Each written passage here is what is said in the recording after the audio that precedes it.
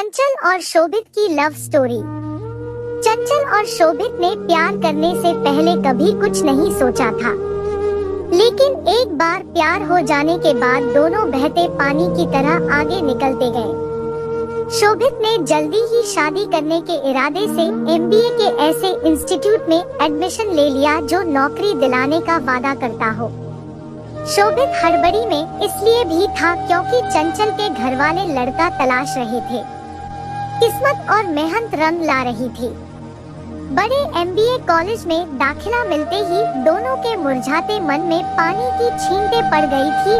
.No को लगने लगा था कि सब कुछ एकदम ठीक हो जाएगा, लेकिन हिंदी फिल्मों की तर्ज पर नाटकीय मोड़ आना ही था सो आया।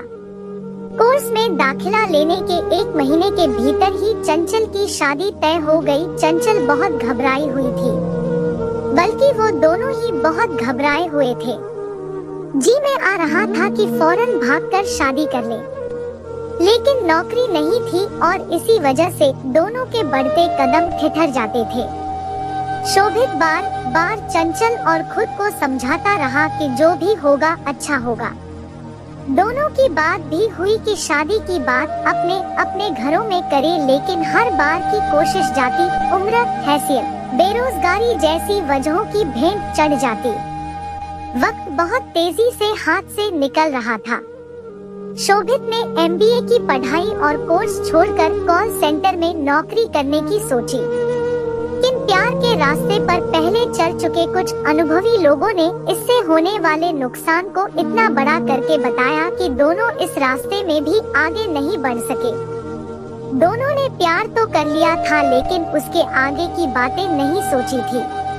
यही वजह थी कि प्यार के सफर पर निकल जाने के बाद बात शादी की आ रही थी, तो कभी चंचल को अपने भाई बहन की शादी का डर सता रहा था, तो कभी शोभित को परिवार की इज्जत और भविष्य की चिंताओं का काला खौफ। चंचल की शादी का दिन आते आते हर बड़े से छोटे मंदिर तक नंगे पांव जाने और 101 रुपए का प्रसाद चढ़ाने का वादा भगवान से कर चुका था, पर महंगाई के इस दौर में 101 रुपए से होता क्या है। शायद भगवान को भी यह मंजूर ही नहीं। निराश होकर शोभित ने नास्तिकता और वास्तविकता की ओर कदम बढ़ा दिए। शादी तय होने से लेकर शादी के दिन तक लड़के का फोन नंबर और पता फेसबुक से निकालकर कुछ जुगत भिड़ाने की कोशिश भी नाकाम रही थी। उसकी शादी वाला पूरा दिन शोभित ने मंदिर में ही बिताया। कुछ उम्मीदें शायद अभी की थी, हालांकि सूरज ढलने के साथ उनमें भी तेजी से कमी आ रही थी।